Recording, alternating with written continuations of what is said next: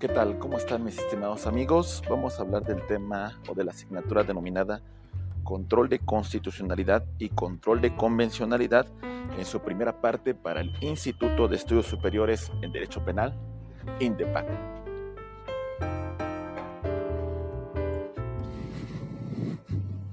Bueno, lo primero que tenemos que destacar es que dentro del marco de protección de los derechos humanos tenemos dos rubros que son fundamentales. Dos rubros o dos mecanismos de defensa de los derechos humanos que podemos utilizar para salvaguardar la dignidad, salvaguardar la protección, salvaguardar la esfera de derechos fundamentales que tenemos los seres humanos. Y desde esta perspectiva hablamos del denominado control de constitucionalidad y del control de convencionalidad. Cuando hablamos del control de constitucionalidad, vamos a hablar que tiene una finalidad muy importante, que los actos de autoridad, que los actos de particulares se adecuen a lo que establece la Constitución y que no vulneren los derechos humanos. Mientras que cuando mencionamos el control de convencionalidad, surgido como consecuencia de la Convención Americana de Derechos Humanos y las distintas resoluciones que ha emitido la Corte Interamericana de Derechos Humanos, encontramos que es una garantía de protección contra actos de autoridad que vulneren los derechos humanos consagrados en la Convención Americana de Derechos Humanos y en sus protocolos adicionales. Muy bien, vamos a continuar con esta asignatura. Analizando de forma detenida el tema del control de constitucionalidad, vamos a señalar que existen dos tipos de control de constitucionalidad: el control difuso y el control concentrado de constitucionalidad. El control difuso de constitucionalidad también se le conoce como sistema americano por tener un origen en los Estados Unidos de América y con antelación en el año de 1610 en la Gran Bretaña. Bueno, vamos a partir del año 1803 en los Estados Unidos, con el caso de William Marbury contra Madison. ¿En qué consistió este origen del control de constitucionalidad difuso? Bueno, consistió en que prácticamente en el año de 1803 llega a la presidencia de los Estados Unidos Thomas Jefferson después de derrotar a John Adams. En esta circunstancia, John Adams, antes de concluir su mandato constitucional, designa a última hora a distintos jueces de paz. Todos estos jueces fueron debidamente ratificados y venían con el sello de los estados, del presidente de los Estados Unidos de América. Sin embargo, algunas designaciones se habían quedado pendientes. Entre estas designaciones se encontraban las de William Marbury, que posteriormente, cuando ingresa al poder Thomas Jefferson, exige el cumplimiento y la designación de su cargo de jueces de paz.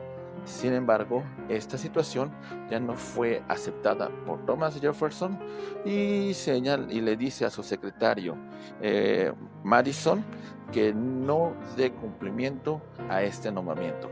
Situación por la cual William Marbury llevó el caso ante la Suprema Corte de Justicia de los Estados Unidos de América. Circunstancia en la cual la Suprema Corte de Justicia tomó una determinación para no tomar partido ni por el presidente de los Estados Unidos, ni tampoco de alguna manera señalar que se encuentra el Poder Judicial sometido a las decisiones y fundamentos del presidente de los Estados Unidos. Bajo esa tesitura, la Suprema Corte de Justicia de los Estados Unidos señala que no es el órgano de primera instancia la Suprema Corte y que cualquier juez, sin importar su jurisdicción, sin importar su rango, puede hacer una aplicación directa de la Constitución y que como consecuencia este asunto se debe haber ventilado en primer lugar ante la instancia jurisdiccional local, ante la instancia jurisdiccional inferior y no llegar de forma directa a la Suprema Corte de Justicia de los Estados Unidos. En pocas palabras, ¿qué refiere el caso Marbury contra Madison? Bueno, en conclusión, a lo que se refiere es que cualquier juez, sin importar su jerarquía, puede realizar o puede hacer una interpretación directa de la Constitución y como consecuencia aplicarla. Y cualquier norma que sea contraria a la Constitución, por supuesto, desaplicarla. Pasamos al control concentrado de constitucionalidad. Prácticamente su origen principal se encuentra en una discusión que tuvieron dos autores en la década a principios del siglo XX. Hans Kelsen, jurista austriaco, y Carl Schmitt, jurista alemán, en la cual cada uno defendía una postura distinta sobre quién tiene que ser el defensor de la Constitución. Hans Kelsen le encomendaba esta función a un órgano especializado, a un órgano creado para defender la Constitución y que su única finalidad sería la defensa de la Constitución. Este órgano se le llamó Tribunal Constitucional, mientras que Carl Schmitt estableció que la defensa de la Constitución se le debería encomendar a alguien que tuviera respaldo popular, a alguien que quisiera cumplir sus determinaciones, a alguien que tuviera la potestad de dirigir al pueblo alemán. Y en este caso le encomienda la protección de la Constitución a el Führer Adolf Hitler. Pero bueno, la relación principal de la creación del control concentrado de constitucionalidad es de que no cualquier órgano puede aplicar, no cualquier órgano puede desaplicar la norma. Solamente se le encomienda esta función a un órgano especializado en control de constitucionalidad llamado Tribunal Constitucional, cuya única función es mantener la supremacía de la norma constitucional. Dentro de este tema del control de constitucionalidad concentrado, vamos a hablar que se le encomienda a un tribunal especial. El sistema es concentrado por la cuestión de especialidad. La pronuncia un solo órgano, la pronuncia un solo ente, llamado Tribunal Constitucional. Normalmente se presenta la cuestión de constitucionalidad por vía de acción, sin excluir que en algunos casos se puede presentar por vía de excepción. ¿Qué significa? Que normalmente se tiene que presentar un recurso, se tiene que presentar una demanda en la cual se plantea un tema de constitucionalidad. Los alcances del pronunciamiento de esta función, de este control de constitucionalidad, tiene efectos generales, tiene efectos para todos, es decir, efectos erga omnes. La resolución que dicte el Tribunal Constitucional no solamente tendrá vinculación directa con quien lo solicitó, sino beneficiará o perjudicará inclusive a aquella persona que no hubiese solicitado la protección de la justicia constitucional. En este tema de control concentrado de constitucionalidad no rige el principio de stare decisis. ¿Qué significa este principio de stare decisis? Significa estar sobre lo decidido, es decir, que sobre lo que otro órgano jurisdiccional ya ha resuelto tendrá que resolverse en el mismo sentido. No, porque la función del Tribunal Constitucional es hacer una nueva interpretación del planteamiento de constitucionalidad que en ese momento se le está planteando. Y debe ser un solo tribunal que emita una resolución obligatoria para todos los casos en temas de constitucionalidad. Como ya mencionamos, se llama Tribunal Constitucional. Algunas de las principales características del control de constitucionalidad difuso es de que este control de constitucionalidad también lo tienen los tribunales ordinarios.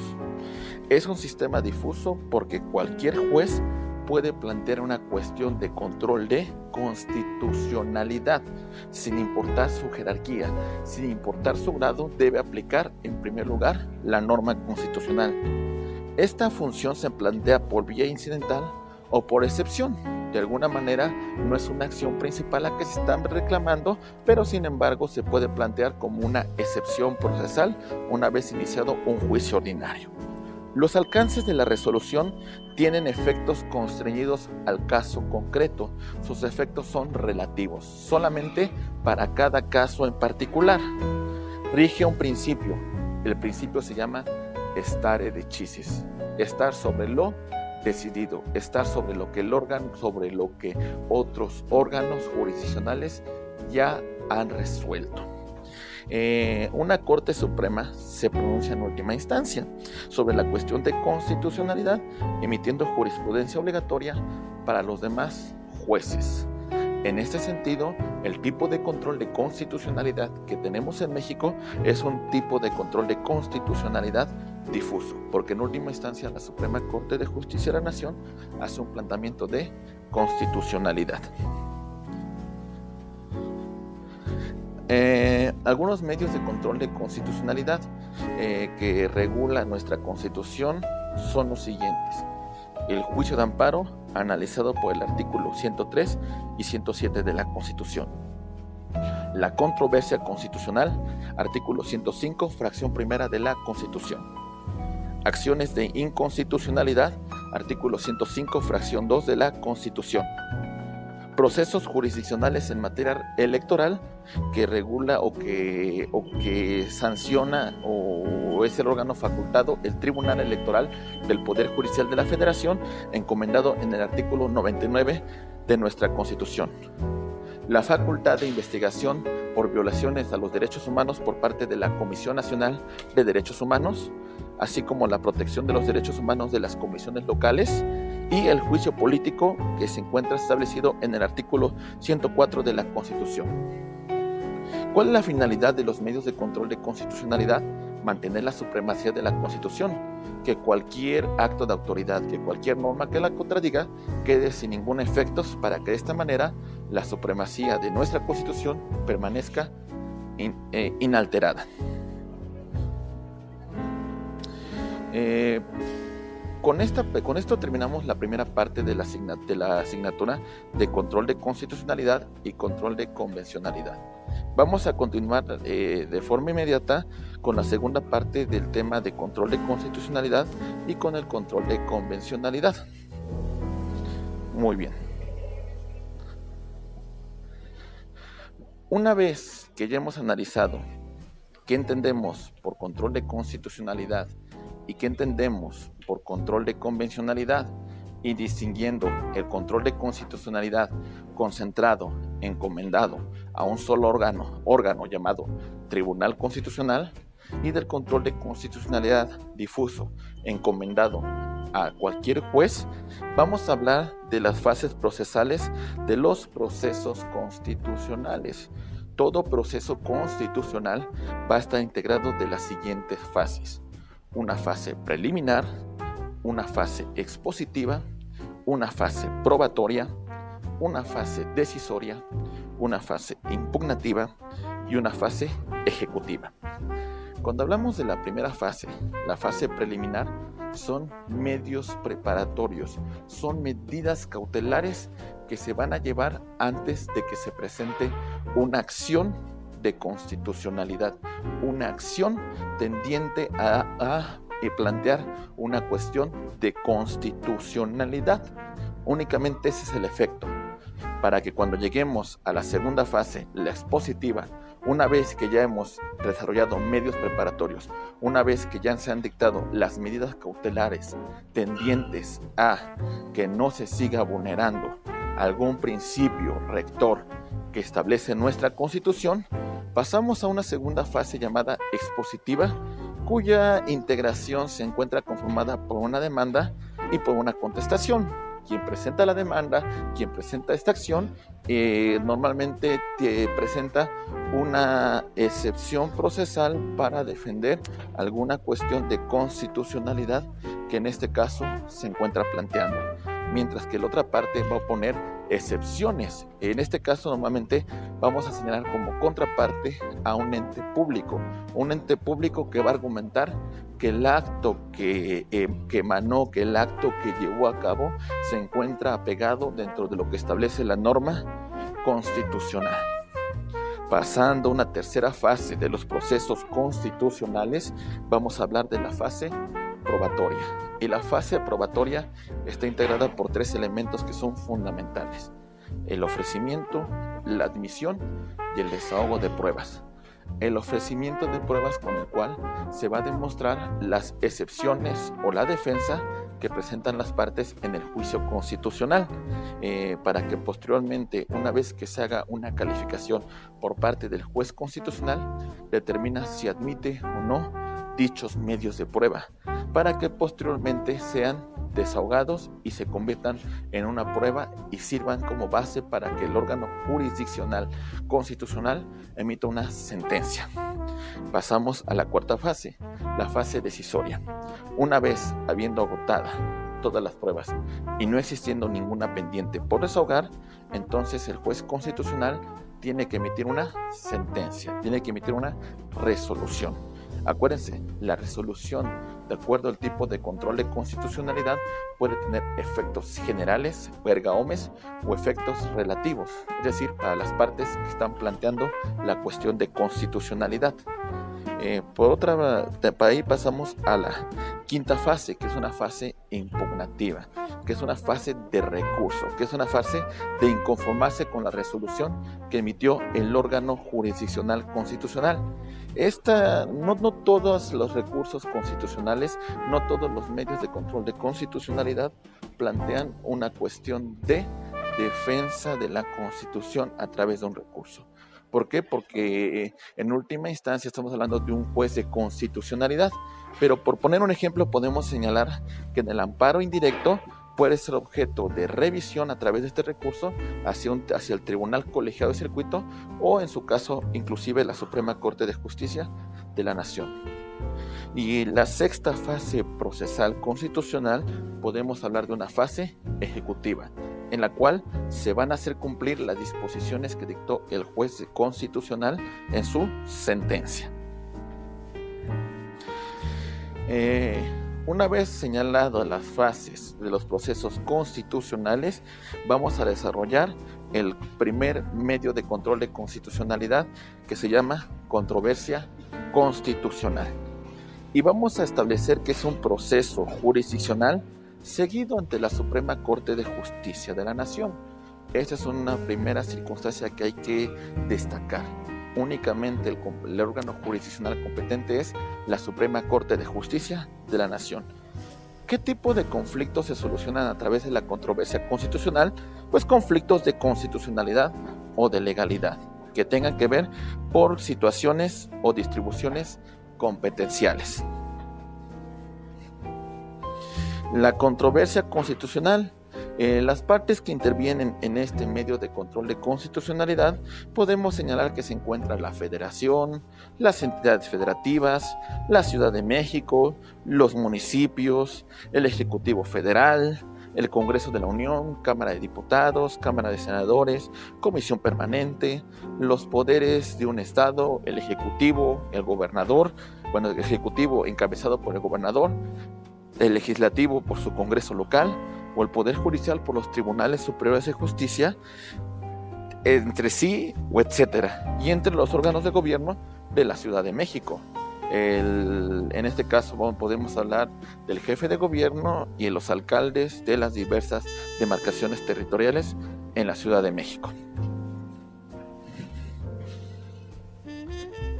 Vámonos por el segundo medio de control de constitucionalidad, llamado acción de inconstitucionalidad, que es un medio de control de constitucionalidad que es promovido de la siguiente manera: 33% de los integrantes de la Cámara de Diputados contra leyes federales, 33% de la Cámara de Senadores contra leyes federales y contra tratados internacionales, 33% de los integrantes de algunas de las legislaturas de las entidades federativas contra leyes emitidas por su propio órgano. Los partidos políticos con registro ante el Instituto Nacional Electoral por leyes electorales federales. Los partidos políticos con registro ante una autoridad electoral local contra leyes electorales locales. La Comisión Nacional de Derechos Humanos sobre leyes sobre derechos humanos. El Instituto Federal de Acceso a la Información Pública y la Protección de Datos Personales contra leyes relacionadas sobre el acceso a la información pública y protección de datos personales, y el Fiscal General de la República por leyes federales y leyes locales en materia penal.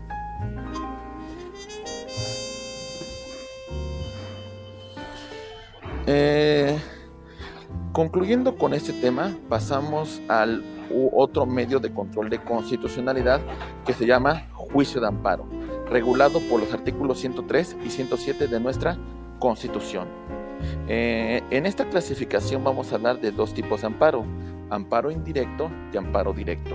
Al amparo indirecto también lo conocemos como biinstancial porque tiene dos instancias y está regulado por el artículo 103 y 107 de nuestra Constitución, y que de alguna manera admite una revisión que va a estar encomendada al Tribunal Colegiado de Circuito y en algunos supuestos a la Suprema Corte de Justicia de la Nación.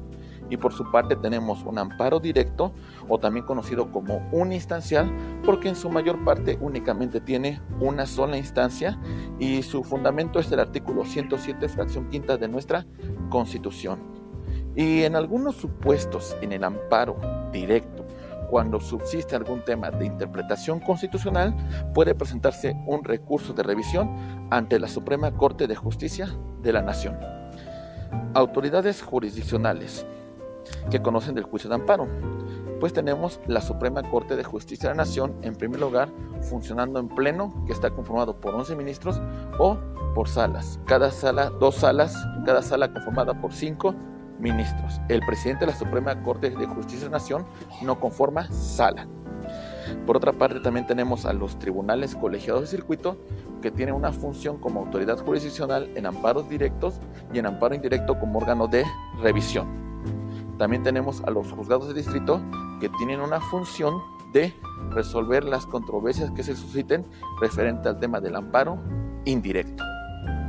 A su vez tenemos a los tribunales unitarios de circuito, que actúan como superior jerárquico de los jueces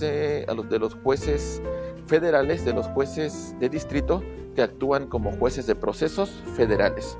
Y por último, también en materia concurrente tenemos a los órganos jurisdiccionales locales.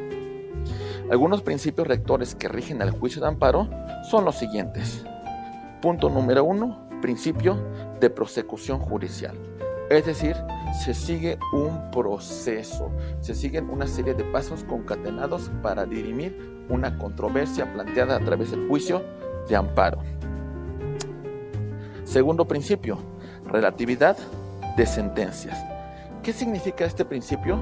Que de alguna manera la resolución que se dicte en un juicio de amparo únicamente beneficiará o perjudicará a las partes que solicitaron la protección de la justicia federal. Tercer principio, estricto derecho. ¿Esto qué significa, señores?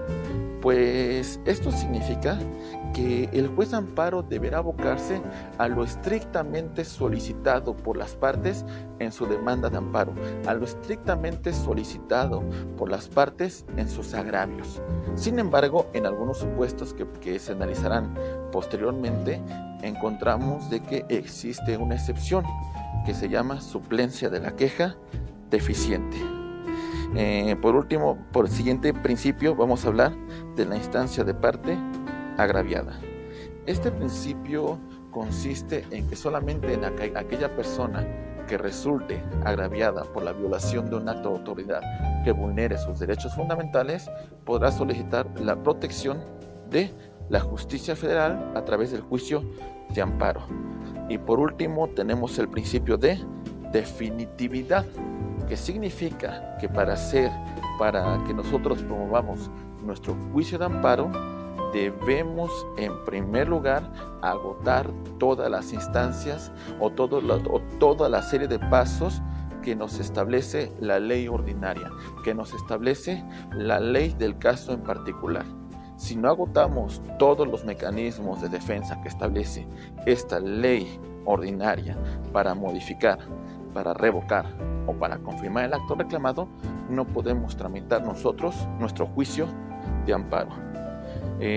Para concluir con esta lámina, dentro de las partes que intervienen en el juicio de amparo, podemos hablar del quejoso, vamos a hablar de la autoridad responsable, hablaremos del tercero interesado y del Ministerio Público Federal.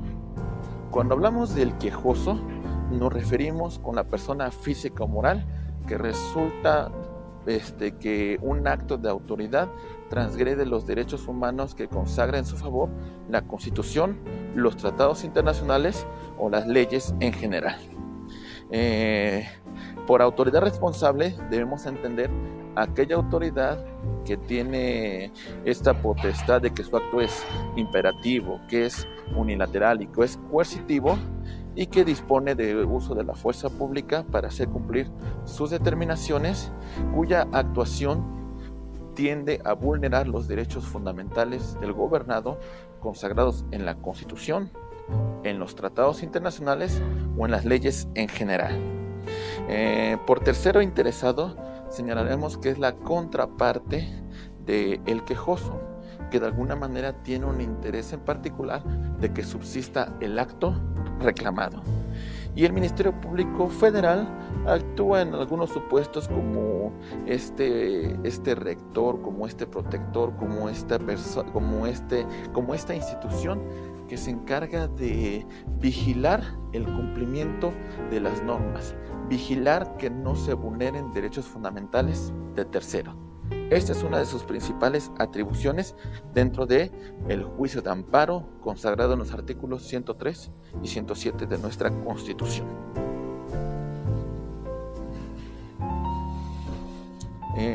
Para efectos prácticos tenemos que estudiar cómo se tramita el juicio de amparo y vamos a señalar los siguientes supuestos de tramitación.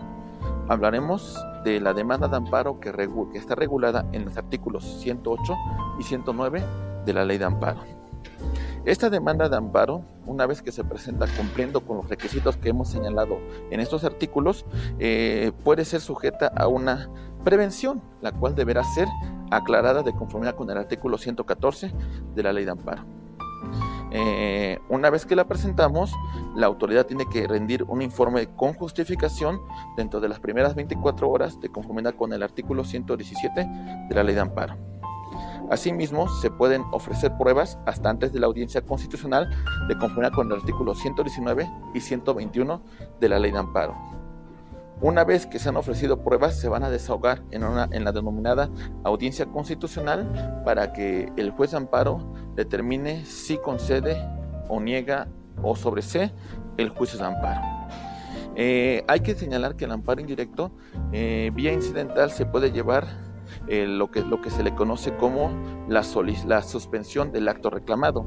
Esta situación vía incidental implica que sigue una cuerda separada y desde esta perspectiva, de conformidad con el artículo 127 y 128 de la Ley de Amparo, se hace una solicitud y la suspensión puede ser de oficio o a solicitud de parte. Se tiene que rendir un informe previo de conformidad con el artículo 140 con la Ley de Amparo y se celebra una audiencia incidental que determina si se concede la suspensión definitiva o no.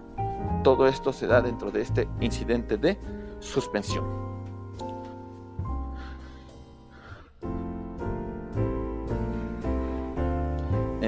Continuamos con el amparo indirecto, pero una vez que ya tenemos una sentencia, una resolución, recuerden ustedes que el amparo indirecto también se le conoce como biinstancial, porque la resolución que dicta el juez de distrito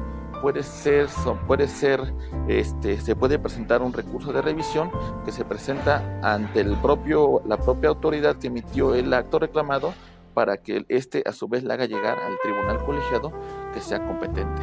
En este caso se presenta el escrito de revisión, el cual también puede ser sujeta a una prevención de conformidad con el artículo 88 de la Ley de Amparo.